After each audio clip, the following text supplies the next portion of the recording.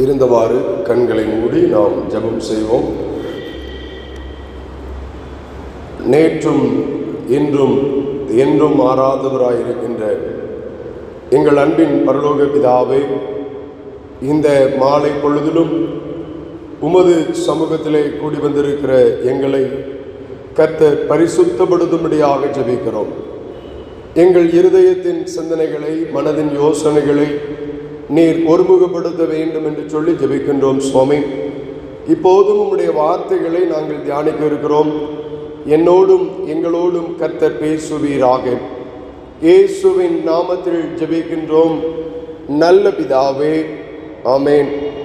கிறிஸ்துவுக்குள் பிரியமானவர்களே, பரிசுத்த வாரத்தின் இரண்டாவது நாளிற்குள்ளாக நாம் வந்திருக்கிறோம். நேற்றைய தினத்திலே நம்முடைய கர்த்தராகிய இயேசு கிறிஸ்து வெற்றி பவனியை அவர் முடித்தார். அன்று மாலை பொழுதிலே மீண்டுமாக அவர் பெத்தானியாவுக்கு திரும்பினார் என்று வேத வசனம் சொல்லுகிறது. இந்த நாளிலும் நாம் பரிசுத்த திங்கள், ஆண்டவராகிய இயேசு கிறிஸ்து கனியை தேடி சென்ற அந்த நிகழ்ச்சி. பொதுவாக சொல்லுவார்கள், அத்தி சுத்தி புத்தி என்று சொல்லுவார்கள்.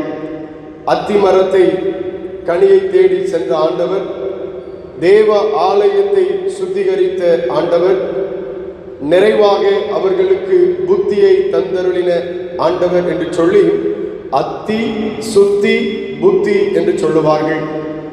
இங்கே சிந்தனைக்கு ஆதாரமாக நாம் எடுத்துக்கொண்ட வேத பகுதி மார்க்கு 11ஆம் அதிகாரம் 12ஆம் வசனத்திலிருந்து நாம் இன்றைக்கு தியானிக்க போகிறோம்.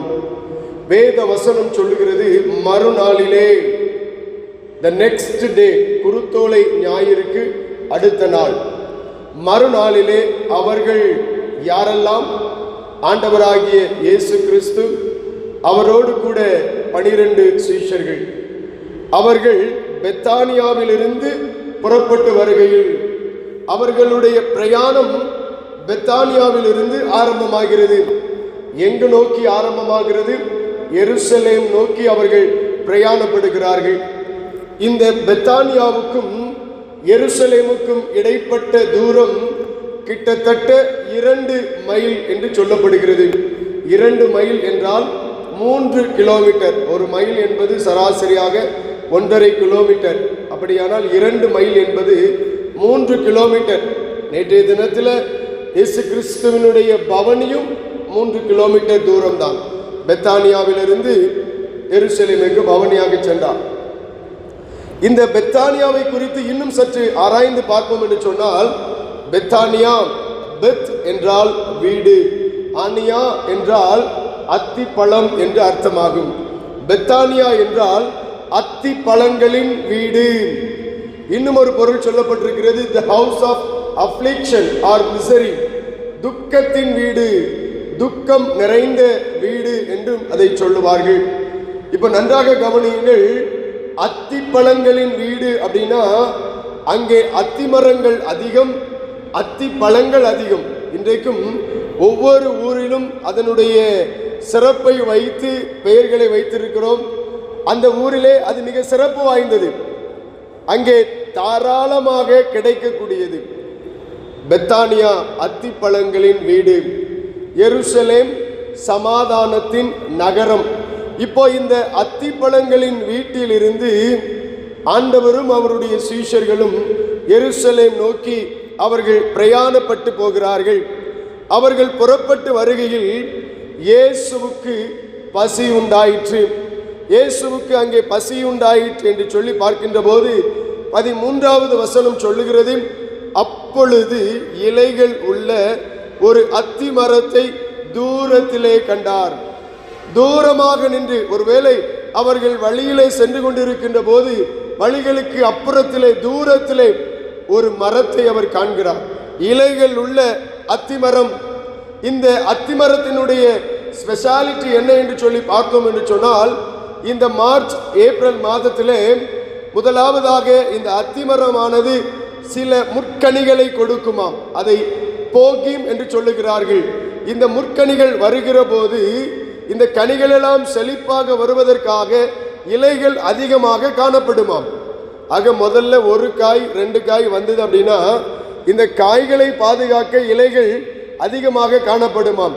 ஆக எங்கே இலைகள் அதிகமாய் காணப்படுகிறதோ அங்கே கனிகள் அதிகமாய் காணப்படுமாம். அதுதான் இந்த அத்திமரத்தினுடைய சிறப்பும். இப்போ ஆண்டவர் இந்த அத்திமரத்தை தூரத்திலே பார்க்கின்ற போது இலைகளுள்ள ஒரு அத்திமரம், அப்படி என்றால் அவருடைய நினைப்பு அல்லது பொதுவான எல்லாருடைய எண்ணமும் இலைகள் அதிகமாக இருக்கிறது, ஆகவே அங்கே கனி இருக்கும். அவருக்கோ பசி உண்டாயிற்று. அந்த பசியின் நேரத்திலே அங்கே பார்க்கிற அந்த அத்திமரம் இலைகள் அதிகமானதாய் காணப்பட்டபடியினாலே அங்கே கனி இருக்கும் என்று சொல்லி ஆண்டவர் அதை அறிந்து கொள்ளுகிறார், தூரத்திலே கண்டு கொள்ளுகிறார். தூரத்தில் பார்க்கும்போது பச்சை பசேல் என்று அது செழிப்பாய் காணப்படுகிறது. அங்கே அதில் ஏதாகிலும் அகப்படுமோ என்று சொல்லி அருகிலே வந்தார். அவருக்கோ பசி, மரத்தை பார்த்தால் செழிப்பு, தன் பசியை தீர்க்க, தன் தாகத்தை தீர்க்க, தன்னுடைய ஏக்கத்தை போக்க ஏதாகிலும் அகப்படும் என்று சொல்லி அந்த மரத்தினிடத்திலே வந்தார். ஒருவேளை அந்த மரம் கனி, அந்த மரம் இலை இல்லாம ஒருவேளை எல்லாவற்றையும் முதிர்த்து வெட்ட வெளியில சும்மா நின்றிருக்கும் என்று சொன்னால் அதை தேடி வர ஒருவேளை விரும்பி இருக்க மாட்டார். ஆனால் அது வெளிப்புற தோற்றத்திலே பச்சை பசேல் என்று இலைகள் அதிகமாய் காணப்பட்டபடியினாலே ஏதாகிலும் அகப்படுமோ என்று சொல்லி அதன் அருகிலே ஆண்டவர் வந்தார். வசனம் அடுத்தபடியாக சொல்லுகிறது, அத்திப்பழ காலமாய் இராதபடியால். அது அத்திப்பழ காலம் கிடையாது. ஏன்னா இந்த பஸ்கா பண்டிகை காலம் மார்ச் ஏப்ரல்ல வரும். அது நிசான் மாதம். இந்த மாதத்தில் கனிகள் என்பதற்கு வாய்ப்பே இல்லை. ஆனா கனிகளுக்கு வாய்ப்பு இல்லாவிட்டாலும் இந்த மரம் செழிப்பாய் காணப்பட்டபடியினாலே, அதிக இலைகள் உடையதாய் காணப்பட்டபடியினாலே நிச்சயமாய் அதிலே கனிகள் இருக்கும் என்று சொல்லி ஆண்டவர் அந்த மரத்தை தேடி வந்தார். அங்கே அதில் இலைகளை அல்லாமல் வேற ஒன்றையும் காணவில்லை. எதிர்பார்ப்போடு வந்த ஆண்டவர் ஏமாற்றத்தோடு திரும்புகிறார். அவர் எதிர்பார்த்தது தன் பசியை போக்குவதற்கு இங்கே கனி கிடைக்கும் என்று சொல்லி எதிர்பார்ப்போடு வந்தார். ஆனால் அங்கே கனி இல்லை, ஏமாற்றம். ஆண்டவருடைய எதிர்பார்ப்பு அங்கே ஏமாற்றமாய் முடிந்தது. இப்போ அங்கே வேத வசனம் சொல்லுகிறது, இயேசு அதை பார்த்து, இது முதல் ஒரு காலம் ஒருவனும் உன்னிடத்தில் கனியை புசியாதிருக்க கடவன் என்றார். அதை அவருடைய சீஷர்கள் கேட்டார்கள். அவ்வளவுதான், அந்த சம்பவம் முடிந்தது. இவர்கள் இப்பொழுது 3 கிலோமீட்டர் பிரயாணம் பண்ணி தேவ ஆலயத்திற்குள்ளாக வந்து விட்டார்கள். தேவ ஆலயத்திலே வந்து பார்த்தால் அங்கே தேவ ஆலயம், ஜெப வீடு என்று அழைக்கப்பட்ட தேவனுடைய ஆலயம் அங்கே கல்லர் குகையாகி போனது. இந்த கல்லர் குகை என்று சொல்லி நாம் பார்க்கின்ற போது அது ஒரு வியாபார ஸ்தலமாய் மாறி போனது. அன்றைக்கு இருந்த வேத பாரகர்கள், பரிசேயர்கள், சதுசேயர்கள் தேவனுடைய ஆலயத்தை கெடுத்து போட்டார்கள். ஜனங்கள் ஆராதிக்க வேண்டிய இடத்துல, ஜனங்கள் தேவனை தொழுது கொள்ள வேண்டிய இடத்துல பல்வேறு விதமான வியாபார ஸ்தலங்களை நிறுவினார்கள். பலி செலுத்த வருகிறவர்களுக்கு பலிகளை விற்பனை செய்வதற்கு புறாக்களை விற்கிற இடமாக, கன்றுக்குட்டிகளை விற்கிற இடமாக, ஆட்டுக்குட்டிகளை விற்கிற இடமாக வியாபார ஸ்தலமாய் மாற்றினார்கள். அங்கே ஸ்டாக் எக்ஸ்சேஞ்ச் மாதிரி மணி எக்ஸ்சேஞ்ச் கடைகள் அங்கே இருந்தது. யூதர்கள் எங்கிலும் இருந்து பஸ்கா பண்டிகையை கொண்டாட எருசலேமுக்கு வருகிற போது தங்கள் பணத்தை மாற்றிக்கொள்வதற்காக அங்கே மணி எக்ஸ்சேஞ்ச் கடைகளும் அங்கே இருந்தது. இப்படி பல்வேறு விதமான வியாபார ஸ்தலங்கள் அங்கே திரளாய் காணப்பட்டது. பொதுவாக இந்த இடம் புறஜாதிகள் தேவனை தொழுது கொள்ள ஒதுக்கப்பட்டிருக்கிற அந்த இடம் என்று சொல்லுகிறார்கள், த கோர்ட் ஆஃப் ஜென்டைல்ஸ் என்று சொல்லி. ஆக ஜனங்கள் தேவனை ஆராதிக்கிற அந்த இடத்துல கடைகளை நடத்தி வியாபாரத்தின் மூலமாக தங்கள் வருமானங்களை பெருக்கிக் கொள்ள அவர்கள் ஆர்வமாக இருந்தார்கள். இதை கண்ட ஆண்டவருடைய உள்ளம் அது துக்கப்பட்டது என்று சொல்லி நாம் பார்க்கிறோம். ஆகவே 15வது வசனத்தில் ஆலயத்தில் விற்கிறவர்களையும் கொள்ளுகிறவர்களையும் துரத்திவிட்டு காசுக்காரருடைய பலகைகளையும் புறா விற்கிறவர்களுடைய ஆசனங்களையும் கவிழ்த்து தேவாலயத்தின் வழியாக எந்த ஒரு பண்டத்தையும் கொண்டு போக விடல. தேவாலயத்தை சுத்தி கொண்டு போ அல்லது அந்த வழியா போ, ஆனால் தேவாலயத்திற்குள்ளே ஆண்டவர் அதை ஒருபோதும் அனுமதிக்கவில்லை என்று சொல்லி பார்க்கிறோம். என் பிதாவின் வீடு என்னுடைய வீடு, எல்லா ஜனங்களுக்கும் அது ஜெப வீடு, ஆனால் நீங்கள் அதை கல்லர் குகையாக்கினீர்கள் என்று சொல்லி அவர்களுக்கு உபதேசித்தார் என்று சொல்லி பார்க்கிறோம். இது இரண்டாவது சம்பவம். அதை தொடர்ந்து அன்றைக்கு மாலை பொழுதிலே மீண்டுமாக அவர்கள் எருசலேமில் இருந்து பெத்தானியாவிற்கு வந்து விட்டார்கள். இப்போ அடுத்த நாள் காலையில் அந்த வழியாக வருகிற போது பேதுரு அந்த மரத்தை பார்த்து கேட்கிறார், ரபி, நீர் சொன்ன அந்த மரம் பட்டு போயிற்று. பொதுவாக இதை நான் தியானித்து கொண்டிருந்த போது எனக்குள்ளே பல கேள்விகள் எழுந்தது. நம்முடைய ஆண்டவர் நல்லவர், நன்மை செய்கிறவர். அவருடைய ஊழியத்தின் அனுபவத்தில் அவரிடத்திலிருந்து யாருமே எந்த விதமான தீமையான காரியத்தையும் பெற்றதில்லை, அப்படித்தானே? அவரிடத்தில் யார் தேடி வந்தாலும், யார் அவரிடத்தில் வந்தாலும் நன்மை உண்டு. கானானிய ஸ்திரீ கடைசி வரைக்கும் ஆண்டவரே என்று சொல்லி தன் மகளுக்காக வருகிற போது, காணாமற் போன இஸ்ரவேல் வீட்டாரிடத்திற்கு அனுப்பப்பட்டேனே என்று மற்ற யாருக்கும் இல்லைன்னு சொன்ன போது அவர் சொல்றா, உண்மைதான் ஆண்டவரே, பிள்ளைகளின் அப்பத்தை எடுத்து நாய்களுக்கு போடுகிறது நல்லதல்ல, ஆனாலும் கீழே விழுகிற துணிக்கைகளை நாய்க்குட்டிகள் பொறுக்கி தின்னுமே. அவளுக்கும் மனமிறங்கி அற்புதம் செய்தார். அவர் மூலமாக நன்மையை மாத்திரம் பெற்றுக்கொண்டவர்கள் உண்டு. அவரிடத்திலிருந்து எந்த ஒரு சாபமும் எந்த ஒரு தீமையையும் யாருமே அனுபவித்ததில்லை. ஆனால் முதல் முறையாக ஒரே ஒரு சம்பவம் மாத்திரம் இங்கே வேதத்திலே சொல்லப்பட்டிருக்கிறது. அவரிடத்திலிருந்து சாபத்தை பெற்றுக்கொண்ட அத்திமரம், அவரிடத்திலிருந்து முற்றிலுமாக சாபத்தை பெற்றுக்கொண்டு இது முதல் ஒரு காலம் ஒருவனும் உன்னிடத்திலே ஒரு கனியையும் புசிக்க முடியாது அப்படிங்கிற ஒரு மகா பெரிய ஒரு சாபத்தை பெற்றுக்கொண்ட ஒரு அத்திமரம். எனக்குள்ள மிகப்பெரிய ஒரு கேள்வி, ஆதியிலே ஆதாமும் ஏவாளையும் உருவாக்கி ஏதேன் தோட்டத்திலே கொண்டு வைத்துவிட்டு இந்த தோட்டத்தை பண்படுத்தவும் பாதுகாக்கவும் அவர்களை நியமித்த என் ஆண்டவர், இயற்கைக்கும் தேவனாகிய கர்த்தர் எப்படி ஒரு அத்திமரத்தை சபிப்பார்? ஒருவேளை அவருடைய உள்ளம் அவ்வளவு கடுமையாய் போனதோ அப்படின்னு சொல்லி அதை குறித்து சில புத்தகங்களை தேடி வாசித்த போது அதனுடைய ஒரு மூல மொழியிலே அதனுடைய அர்த்தங்களை அவர்கள் சொல்லுகிற போது இந்த அத்திமரத்தின் மூலமாக ஆண்டவர் மாபெரும் உண்மையை கற்றுக் கொடுக்க விரும்பினார். இந்த அத்திமரத்தை சபிப்பதின் மூலமாக முழு தேசத்திற்கு ஆண்டவர் அவர்களுடைய ஆவிக்குரிய வாழ்க்கையிலே ஒரு புதுப்பித்தலை கற்றுக் கொடுக்க விரும்பினார். அத்திமரம் அல்லது அத்தி பழம் இஸ்ரவேல் தேசத்திற்கு ஒப்பிடப்படுகிறது. ஓசியா தீர்க்க தரிசன புஸ்தகத்திலும் எரேமியா தீர்க்க தரிசன புஸ்தகத்திலும் அத்திமரம் இந்த இஸ்ரவேல் ஜனத்தினுடைய அடையாளமாக பார்க்கப்படுகிறது. ஓசியா 9வது அதிகாரம், எரேமியா 8வது அதிகாரம் 13வது வசனங்களிலே இந்த அத்திமரம் இஸ்ரவேல் தேசத்தினுடைய அடையாளம். பெத்தானியாவுக்கும் எருசலேமுக்கும் இடையிலே 3 கிலோமீட்டர் தூரம் தான் என்று சொன்னேன். எருசலேமில் உள்ள எல்லா காரியங்களையும் நன்றாக அறிந்து வைத்திருக்கிற ஆண்டவர், தேவாலயத்தின் அனைத்து காரியங்களையும் அறிந்து வைத்திருக்கிற ஆண்டவர், இங்கே அவர்களுடைய ஆவிக்குரிய வாழ்க்கையை ஆண்டவர் ஒப்பிட்டு சொல்லுகிறதை நாம் பார்க்கிறோம். அவர்களுடைய ஆவிக்குரிய வாழ்க்கை அங்கே வெறுமையாய் காணப்பட்டது என்று சொல்லி பார்க்கிறோம். தூரத்திலே காணப்படுகிற ஒரு தோற்றம் ஒரு துரோகத்தின் நிழலாக அவர்களுடைய வாழ்க்கை காணப்பட்டது. தூரத்தில் பார்க்கும்போது பச்சை பசேல் என்று இலைகள் நிறைந்து காணப்பட்ட அந்த அத்திமரம் வெளிப்படுத்தின ஒரு சாயல், என்னிடத்திலே அதிக இலைகள் உண்டு, என்னிடத்திலே பச்சை பசேல் என்கின்ற தன்மைகள் உண்டு, என்னிடத்திலே கனிகள் உண்டு என்று சொல்லி அது தன்னை காண்பித்தது. ஆகவே தான் நான் முதலிலே சொன்னேன், அது இலைகள் இல்லாம சும்மா மொட்டை மொழுக்கையா நின்றிருந்தா ஆண்டவர் அதில் அருகே வந்திருக்கவே மாட்டார். தூரத்திலே அந்த அத்திமரத்தை பார்க்கிற போது அதிலே அதிக இலைகள் காணப்பட்டது என்று சொல்லி பார்க்கிறோம். தன்னிடத்திலே கனிகள் உண்டு என்று சொல்லி ஒரு மாய்மாலமான தோற்றத்தை, தூர தோற்றத்திலே அந்த அத்திமரம் ஒரு தவறான சாயலை காண்பித்தது என்று சொல்லி பார்க்கிறோம். ஆனால் உண்மையான அதனுடைய வாழ்க்கையிலே ஆண்டவர் எதிர்பார்த்த அந்த கனி இல்லை என்று சொல்லி பார்க்கிறோம். காரணம், இது எதை ஒப்பிட்டு சொல்லுகிறது என்று சொன்னால், எருசலேம் தேவாலயத்தில் அங்கே எல்லா சடங்குகளும் எல்லா சம்பிரதாயங்களும் எல்லா பண்டிகைகளும் தவறாமல் நடந்தது. எல்லாம் ஆண்டவர் விரும்புகிற வண்ணமாய் இருந்தது என்று சொன்னால் அது இல்லவே இல்லை.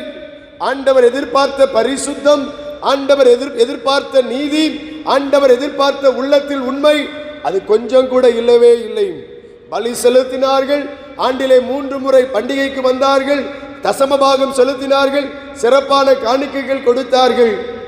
ஆனால் ஆண்டவர் எதிர்பார்த்த அந்த பரிசுத்தம், ஆண்டவர் எதிர்பார்த்த அந்த உண்மையுள்ள ஒரு வாழ்க்கை அவர்களிடத்தில் காணப்படவே இல்லை. அத்திமர காலமாய் இராதபடியினால் அங்கே இலைகள் தவிர ஒன்றுமே இல்லை என்று சொல்லி பார்க்கிறோம்.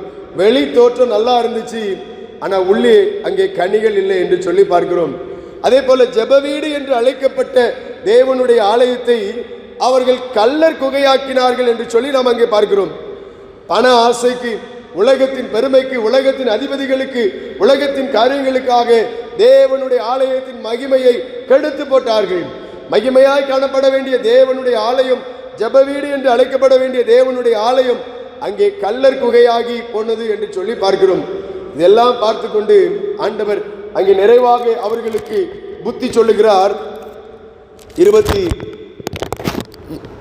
23வது வசனத்திலே, எவனாகிலும் இந்த மலையை பார்த்து நீ பயந்து சமுத்திரத்திலே தள்ளுண்டு போ என்று சொல்லி தான் சொன்னபடியே நடக்கும் என்று தன் இருதயத்தில் சந்தேகப்படாமல் விசுவாசித்தால் அவன் சொன்னபடியே ஆகும் என்று மெய்யாகவே உங்களுக்கு சொல்லுகிறேன்.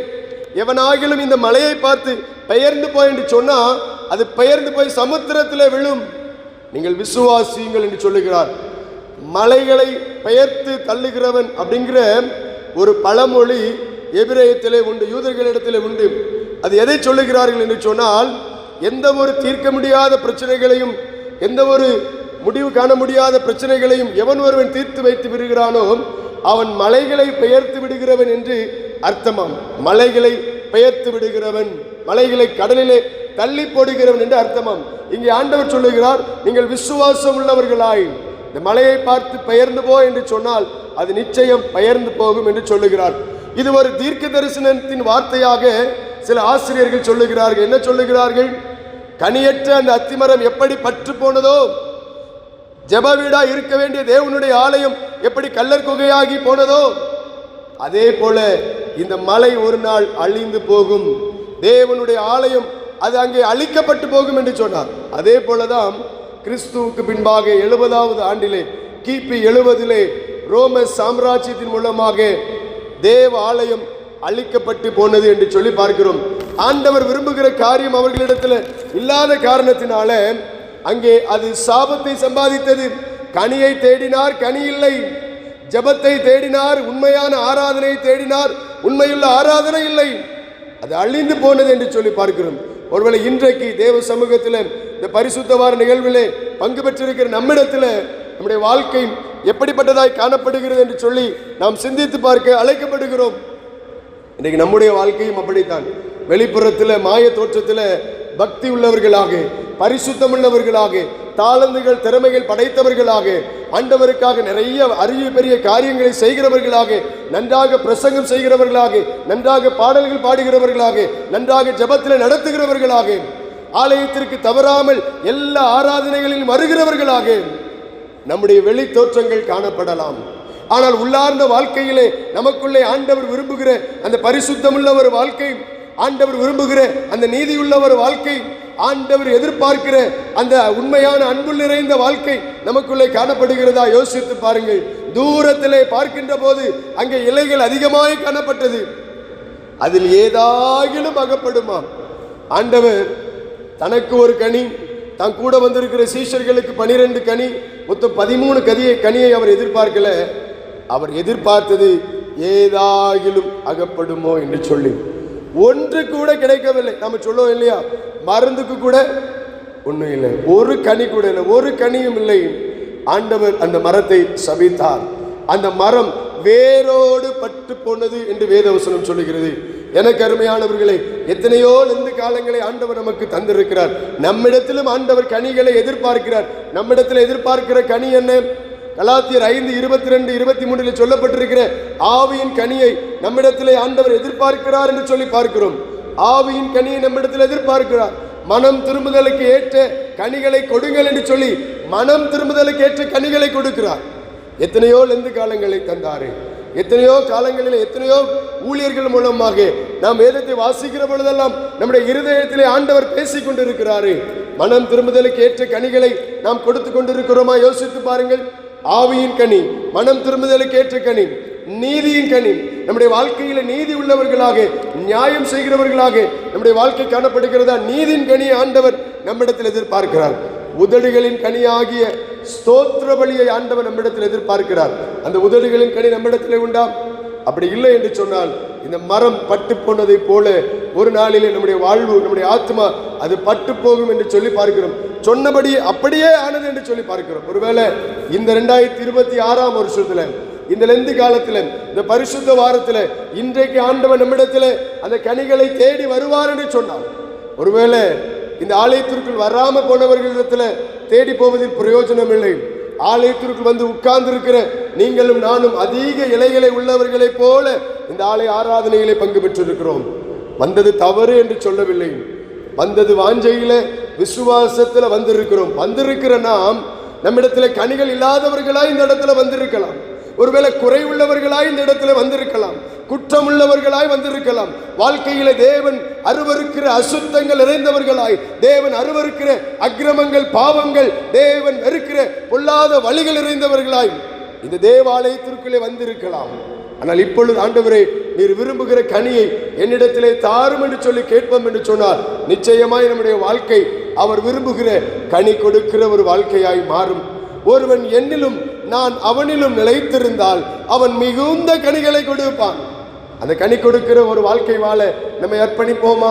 அப்படியே எல்லாரும் எழுந்து நின்று தேவ சமூகத்தில் நம்மை தாழ்த்தி ஒப்பு கொடுப்போம். ஆண்டவரே, கனி கொடுக்கிற ஒரு வாழ்க்கை வாழ என்னை அர்ப்பணிக்கிறேன் என்று சொல்லுவோம். கண்ணீரோடு கூட தேவ சமூகத்தில் நம்மை ஒப்பு கொடுப்போம். இனி எத்தனை காலம் இந்த மாய்மாலமான வேஷத்தை, இந்த மாய்மாலமான மாய தோற்றத்தை நம்முடைய வாழ்க்கையிலே நாம் கொண்டிருக்கிற போகும் யோசிக்க பாருங்கள். பசுமையான இலைகளை போல அதிக இலைகளை கொண்ட அத்திமரம் ஒரு கனி கூட இல்லை. என் அன்பு சகோதரனே, என் அன்பு சகோதரியே, தேவன் எதிர்பார்க்கிற அன்பு என்கிற கனி நம்மிடத்தில் இருக்கிறதா? சந்தோஷம் என்கிற கனி இருக்கிறதா? சமாதானம் என்கிற கனி இருக்கிறதா? நீடிய பொறுமை என்கிற கனி இருக்கிறதா? இச்சை அடக்கம் என்கிற கனி இருக்கிறதா? ஆண்டவர் நம்மிடத்தில் கனியை தேடி வந்திருக்கிறார். ஆண்டவர் நம்மிடத்தில் கனியை தேடி வந்திருக்கிறார். எத்தனை காலங்களை நமக்கு கிருபையாய் கொடுத்தார், எத்தனை காலங்களை நமக்கு தயவாய் கொடுத்தார். ஆண்டவர் நம்மிடத்தில் வந்திருக்கிறார். ஆண்டவரே, எனக்குள்ள இருக்கிற மாய்மாலத்தை ஒழித்து போடும் என்று சொல்லி கேட்போம். எனக்குள்ள இருக்கிற பரிசுத்த குலைச்சல்களை ஒழித்து போடும் ஆண்டவர் என்று சொல்லி கேட்போம். என்னை பரிசுத்தப்படுத்தும் ஆண்டவரே என்று சொல்லி ஜெபிப்போம். தேவனுடைய ஆலயம் அது கல்லர் குகையாய் மாறி போனது. தேவனுடைய ஆலயம், ஆண்டவர் எதிர்பார்த்த ஆலயம், அங்க ஜெபம் இருக்கணும், தேவனை தொழுது கொள்ளுகிற ஒரு வாழ்க்கை இருக்கணும், தேவன் எதிர்பார்க்கிற ஒரு பரிசுத்தமுள்ள ஒரு வாழ்க்கை இருக்கணும். ஆண்டவர் எதிர்பார்த்தார். இன்றைக்கு நம்முடைய சரீரமாகிய ஆலயம் அது எப்படிப்பட்டதாக இருக்கிறது? தேவன் நம்மிடத்தில் எதிர்பார்க்கிறார். ஒருவன் தேவனுடைய ஆலயத்தை கெடுத்தால் தேவன் அவனை கெடுப்பார். ஒருவேளை கட்டிடமாகிய ஆலயத்தை அல்ல, தேவன் நம்மிடத்தில் தங்கி வாசம் பண்ணுகிற நம்முடைய சரீரமாகிய ஆலயம் எப்படி இருக்கிறது? இந்த இருதயத்திற்குள்ள கசப்பு, இந்த இருதயத்திற்குள்ள வைராக்கியம், இந்த இருதயத்திற்குள்ள தேவன் அருவருக்கிற அத்தனை காரியங்கள், பண ஆசைகள், பொல்லாத இச்சைகள், பிறரை பற்றிய தீமையான காரியங்கள், எரிச்சல்கள், வைராக்கியங்கள், பழிவாங்கக்கூடிய எண்ணங்கள் ஆண்டவர் அருவருக்கிறார். கல்லர் குகையாக்காதீர்கள், கல்லர் குகையாக்காதீர்கள். என் பிதாவினுடைய வீடு அது ஜெப வீடு, தேவனுடைய ஆலயம் அது ஜெப வீடு. ஆண்டவரே, என்னுடைய சரீரமாகிய ஆலயத்தை பரிசுத்தப்படுத்துங்கன்னு சொல்லி கேட்போம். ஆண்டவரே, முந்தின ஆலயத்தின் மகிமையை பார்க்கலும் இந்த பிந்தின ஆலயத்தின் மகிமை பெரிதாகட்டும். என் வாழ்க்கையை பரிசுத்தமாக்குங்கன்னு சொல்லி கேட்போம். என் வாழ்க்கையை பரிசுத்தமாக்குங்கன்னு சொல்லி கேட்போம். நான் கேட்ட சத்தியத்தின்படி ஆண்டவரே, உமக்குள்ளே முற்றிலும் முழுவதுமாக நான் சாட்சியாக நிலைத்திருப்பேன். ஆண்டவரே, என்னை ஒப்புக் கொடுக்கிறேன் என்று சொல்லி ஒப்புக் கொடுப்போம். என்னை அர்ப்பணிக்கிறேன் ஆண்டவரே என்று சொல்லி கேட்போம். கனி தராத அத்திமரத்தின் மூலமாக ஆண்டவர் ஒரு மாபெரும் காரியத்தை கற்றுக் கொடுத்தார். இன்றைக்கு நம்மிடத்துல இந்த மாலை பொழுதுல இந்த தேவாலயத்துல வந்திருக்கிற நம்மிடத்துல கனியை தேடி வந்திருக்கிறார். நற்கனி தேடி வரும் காலங்கள் அல்லவோ, நான் ஒரு கனியற்ற பால்மரம் அல்லவோ, முக்கனி முகங்கான வெம்பயிர் அல்லவோ, முழு நெஞ்சம் உவரற்ற விளைநில அல்லவோ என்று சொல்லி பக்தர் பாடுகிறார். என்னை பரிசுத்தப்படுத்தும் ஆண்டவரே, என்னை பண்படுத்தும் ஆண்டவரே, கனி தருகிற மரமாக, உமக்கு பிரியமுள்ள மகனாக, மகளாக எங்களை மாற்றும் ஆண்டவர் என்று சொல்லி கேட்போம். என்னை மன்னிங்க ஆண்டவர் என்று சொல்லி கேட்போம். இருதயத்தில் காணப்படுகிற தவறான எண்ணங்களை விட்டு எங்களை அகற்றும் ஆண்டவர் என்று சொல்லி கேட்போம். நம்முடைய வாழ்வையும் ஒப்பு கொடுத்து நாம் ஜெபிப்போம். அன்பின் பரலோக பிதாவே, இந்த அருமையான மாலை பொழுதில் உங்கள் சமூகத்தில் நாங்கள் தேடி வரவும், இந்த பரிசுத்த வாரத்தின் 2வது நாளில நாங்கள் பரிசுத்தம் உள்ளவர்களாய் பரிசுத்த ஜீவியத்திற்கு எங்களை அர்ப்பணிக்கவும் நீர் எங்களோடு கூட பேசின நல்ல காரியங்களுக்காய் ஸ்தோத்திரம். அத்தி மரத்தை சபித்தீர், அதில் இலைகளை அல்லாமல் வேற ஒன்றையும் காணவில்லை என்று சொல்லி பார்க்கிறோம். அத்தி பல காலமாய் இராதபடினால ஒருவேளை இன்றைக்கு கிறிஸ்தவர்கள் என்று அழைக்கப்படுகிற நாங்கள் கிறிஸ்து இல்லாதவர்களாய் இருக்கிறோம். அத்திப்பழங்களின் வீடு என்று அழைக்கப்பட்ட அந்த கிராமத்தில் அந்த அத்திப்பழத்தில் கனிகள் இல்லை. கிறிஸ்தவர்கள் என்று அழைக்கப்படுகிற எங்களுக்குள் கிறிஸ்து இல்லை. கிறிஸ்துவை காண்பிக்க வேண்டிய நாங்கள் இன்னைக்கு தவறி இருக்கிறோம் சுவாமி. வேதத்தின்படி நடக்க வேண்டிய வேதக்காரர்களாகி நாங்கள் வேதத்தை மறந்தவர்களாய் காணப்படுகிறோம். ஆண்டவரே, எங்களை தகுதிப்படுத்துங்க ஐயா, எங்களை பரிசுத்தப்படுத்துங்க ஆண்டவரே. கனி கொடுக்கிற ஒரு வாழ்க்கை வாழ எங்கள் சரீரமாகிய ஆலயத்தை சுத்திகரிப்பீராக, எங்களுக்குள்ளே நீர் வாசமாயிருப்பீராக. உண்மையாய் உள்ளத்தின் ஆழத்தில் இருந்து யார் யாரெல்லாம் தங்களை ஒப்புக் கொடுக்கிறார்களோ, யார் யாரெல்லாம் தங்கள் வாழ்வை உடைய சமூகத்தில் தாழ்த்தி அர்ப்பணிக்கிறார்களோ, மெய்யாகவே எங்கள் வாழ்க்கை கனி கொடுக்கிற ஒரு வாழ்க்கையாய் மாறட்டும். எங்களை முற்றிலும் முழுவதுமாய் தாழ்த்தி அர்ப்பணிக்கிறோம். எடுத்திருக்கிற தீர்மானத்தில் நிலைத்திருக்க கர்த்தர் எங்களுக்கு உதவி செய்யும். இயேசுவின் நாமத்தில் ஜெபிக்கிறோம் நல்ல பிதாவே, ஆமென்.